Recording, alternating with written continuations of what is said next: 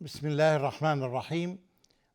In the name of Almighty Allah, the entirely merciful and especially merciful. Dear viewers across the planet, I greet you with the greeting of peace. So, Assalamu alaikum wa rahmatullahi wa barakatuhu. May peace be with you. Ameen. Welcome to this program. Welcome to Treasures from the Holy Quran. And be ready that you are going to do your homework after we finish, because sometimes you need extra time to do some work, to ask some questions, to look for answers for your questions, but always be ready with your pen handy and with your notebook handy, and try to take down some notes or some questions. As we know that Allah subhanahu wa ta'ala is the one who created the earth, and He is the one who assigned the task of improving this earth, building it up, and improving everything in it as much as you can. It is the task of humans. So we know as early as possible from the ayat of the Quran that He is the one who is أنشأكم فيها, and He is the one who asked you to improve it, to build it up. Any kind of project that would improve a situation, would help people, for example, to go from one side of the ocean to another side. For example, building a bridge is something very beneficial for human beings. And all these skyscrapers, all these buildings, all these transportation methods, and many projects across the globe, this is a task that Allah loves to see humans doing this. So the issue of doing good deeds in general, in all aspects, not just in the religion, Allah subhanahu wa ta'ala loves it and motivates the Muslims to do this. And we will find this verse that I am going to comment on it, that Islam has a very unique motivation system. It motivates people by many different ways you may think of or you may not think of. And there are some scholars who wrote some books about this.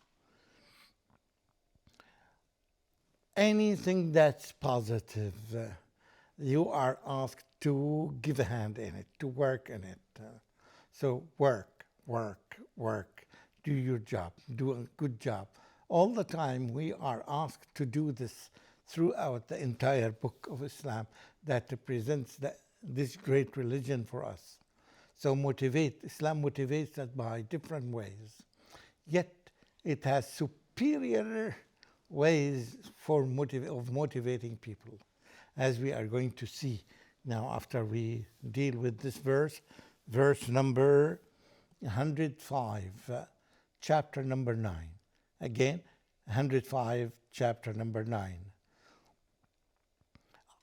It tells us that from the very beginning, one of the purposes, one of the goals that we are targeting is doing good in general. Any project, any group of people, any association, any company, any people who have a project that would improve, would do something good for humans, participate in it, be part of it. And on the opposite, any project that goes to the other direction, that's not good, that's not positive, so don't cooperate and don't participate in it. This is very general in the beginning. Let me read the ayah number 105, and then we will examine it and we'll apply it to our lives. أعوذ بالله من الشيطان الرجيم. وقل اعملوا فسيرى الله عملكم ورسوله والمؤمنون وستردون إلى عالم الغيب والشهادة فَيُنَبِّئُكُم بِمَا كُنتُمْ تَعْمَلُونَ. This can roughly be translated as, and O Muhammad, say, sallallahu alayhi wasallam, say, tell the people, tell the Muslims, tell the believers, do deeds. Allah will see your deeds, and so will His Messenger and the believers. And you will be brought back to the all-knower, Allah, of the unseen and the seen. Then He, referring to Allah, will inform you of what you used to do in your lifetime. So, if we read this ayah, well, from the very beginning, Allah subhanahu wa ta'ala commands Muhammad sallallahu alayhi wasallam to command the believers, to command all the people who tell that they are believers. Even if they are not, the ayah includes them. So it tells everybody, here is what you are going to hear. Muhammad sallallahu alaihi wasallam would say, "I'malu," do deeds. Of course, here it refers to the good deeds. Do something good. Do something positive. Do and do and do and do. When we say good and positive, with all these beautiful words, of course, this is according to the Islamic standards, not according to just the individual standards, because we may experiment and it turns out to be not good. So we have to see the Islamic standards and work within them. وَقُلْ اعْمَلُوا. So the command is to do as much of your work and positive work as you can during your lifetime. And here tells us now, what is the motivational system? Why would we do that? Of course, you will take salary, you will talk some increment, you will get this and this in the world. But the ayah here focuses on something that's more superior, that motivates a human being to do good work and to be sincere in his and or in her work. فَسَيَرَى اللَّهُ عَمَلَكُمْ. The most important thing that makes you be encouraged and motivated and continue your work relentlessly without feeling that you are lazy or you need an extra amount from here or there. Something, the most important thing, the Quran, this verse in particular, tells us that one of the rewards that you expect to get is that Allah will see your work, your deeds. So the maximum, this mobilizes the maximum amount of energy that you have to use it in your lifetime to perfect your work. Who is going to see it? Who is going to evaluate it? It is Allah. Regardless of these evaluation systems that happens from your boss and from your manager and from all the companies that are responsible for these things, yes, this will happen in this world, in some countries, as we see. And the good results usually come out because of the continuous evaluation.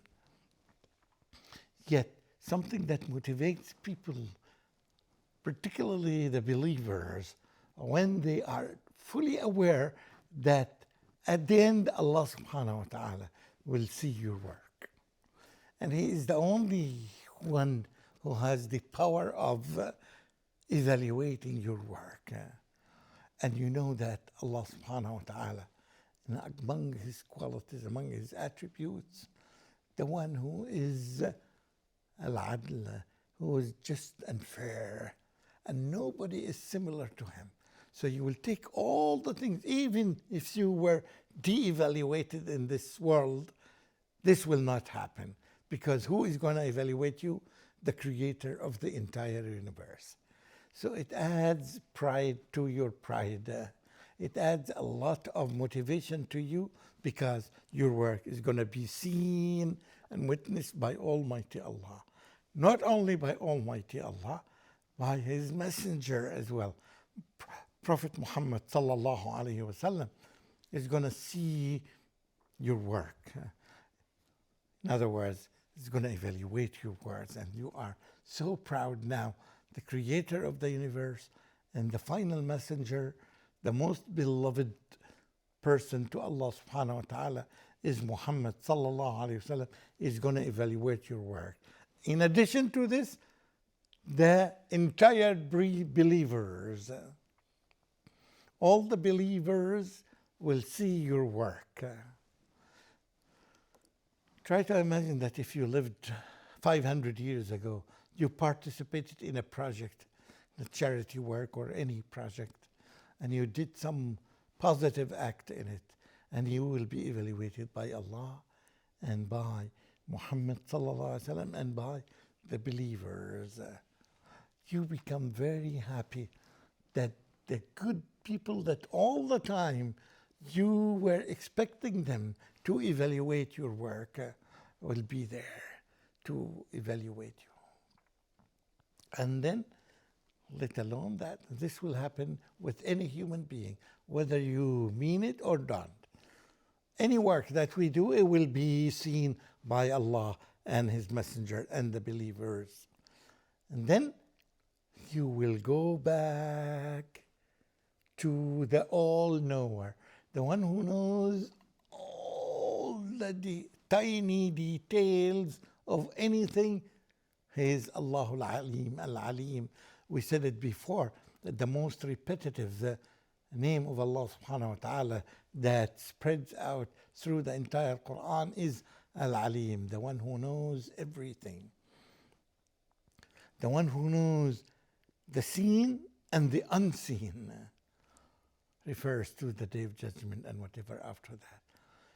This is the one that who is going to see your work. You feel more pride to your pride.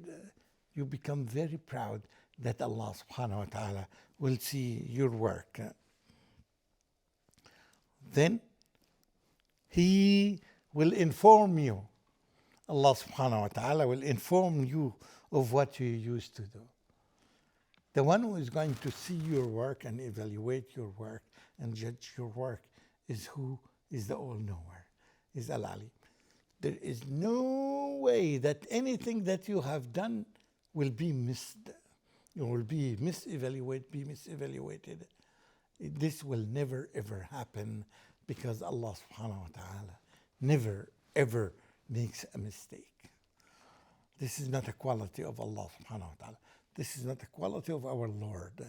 So all these things really motivates humans, particularly humans in general, and in particular the believers who really understand what it means to be seen, your work to be seen, your projects to be seen, your everything that you have been doing in this life will be seen and will be evaluated by whom? By Almighty Allah. So this tells you from the very beginning that you have to be as perfect as you can because you want to get the maximum amount of reward from Allah subhanahu wa ta'ala. And you will get it inshallah as soon as you are sincere because Allah will evaluate you. So from the early days of the work, we have to teach each other, teach our kids at home and at schools, at universities, that they have to do the maximum effort that they can do in this one. To do good research, to do comparative research, to do this and these, all these things help you to perfect your work. And this is your target, perfecting your work. And you can see the value of Islam, the value of such a thing, the deeds and the works that you do that in your lifetime and later in the second life, in later life. So Islam cares a lot. That's why you find that the Muslim scholars in the past, still they are now trying and doing their best now, but in the past they all the time try to reach the top of the ladder in every area in life, in science, in medicine, in education, in all kinds of areas that needed this good work of human beings. They are there and they want to excel. And above all is that in their good deeds that's presented to their Lord, Allah subhanahu wa ta'ala. Because this is the best thing that you can offer yourself when you perfect your ibadah and your worship and your service to Allah subhanahu wa ta'ala. This would be the top thing that you need to do in your lifetime. Every time you do a prayer, every time you do charity, every time you do fasting, every time you do any kind of ibadah, or because we said that ibadah is so general that includes everything that you do in your life, even raising your hand, even working in a project, even writing a report. Anything that you do is considered part of ibadah, of service, of worshipping Almighty Allah. So when the Muslims, the earlier Muslims, understood this, they tried to excel in everything that they do. And on the top was excelling in their ibadah and their services that they are offering Allah subhanahu wa ta'ala. Because they know that this is the climax and this is the maximum thing that they can perfect in their life. And once they get there, they are rewarded by Almighty Allah with whatever their expectation is, and more, much more than their expectation. أقول قولي هذا, and I ask Allah subhanahu wa ta'ala to forgive me and all the viewers everywhere in the world. وآخر دعوانا أن الحمد لله رب العالمين والسلام عليكم ورحمة الله وبركاته.